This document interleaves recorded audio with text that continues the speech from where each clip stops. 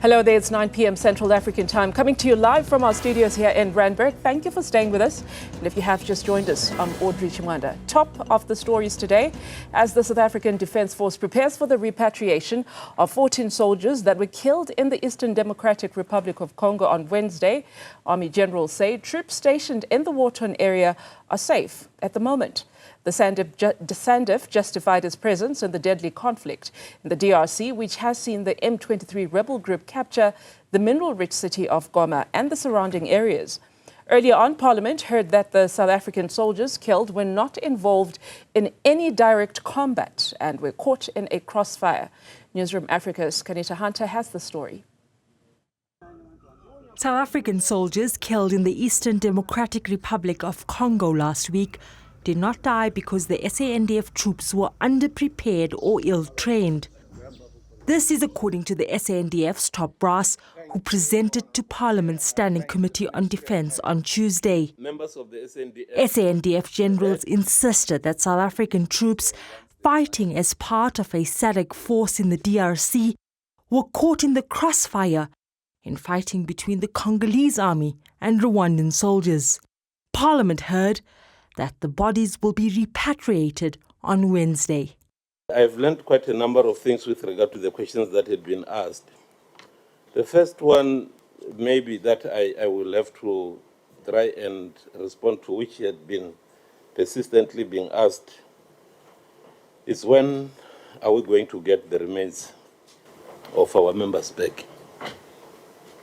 In one sentence, tomorrow.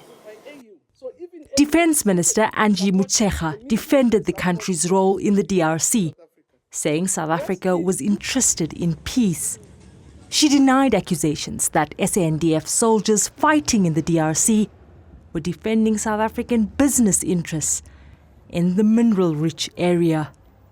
We are saying on the 8th of May at Windhoek in Namibia, heads of state took a decision for the Summit DRC mission. So from the allegations, so it means all of them, 15, agreed to go and protect the interests of South African business. I think it's really, it just really shocks me to think, it's really also taking, in my view, taking the entire SADC for nothing, that they could meet as heads of state on behalf of individuals in South Africa. It's a mission supported also by AU. So even AU will sit and support a mission that supports certain individuals in South Africa. Where still UN also, United Nations, sits and support a mission that is supposed to support South African business. It can't be true. It just, common sense says it can't be true. Members of Parliament were dissatisfied with the updates by the generals and demanded further answers.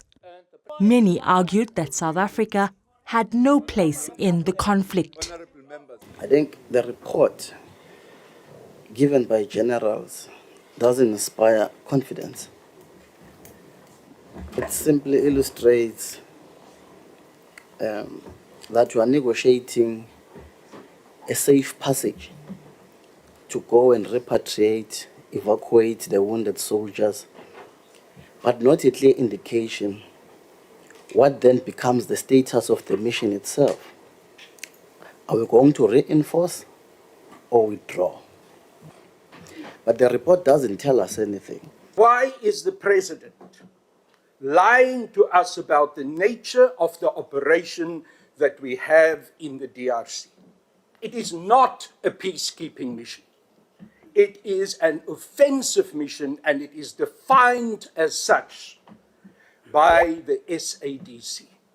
Therefore, you knew that our soldiers were going to be shot at, and you knew that you're sending our young men into the DRC to die in the killing fields of the DRC.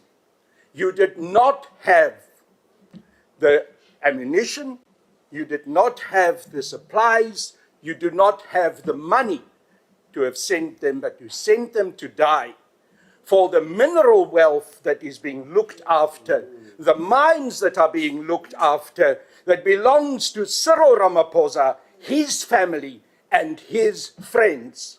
On all sides, we have a defense of the mineral wealth rather than for the people of the DRC.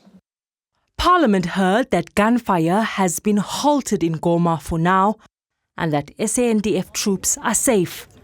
But the situation remains tense. With details scarce, the country is awaiting the remains of the 14 perished soldiers to arrive home on Wednesday. For Newzroom Afrika on Channel 405, I am Qaanitah in Johannesburg.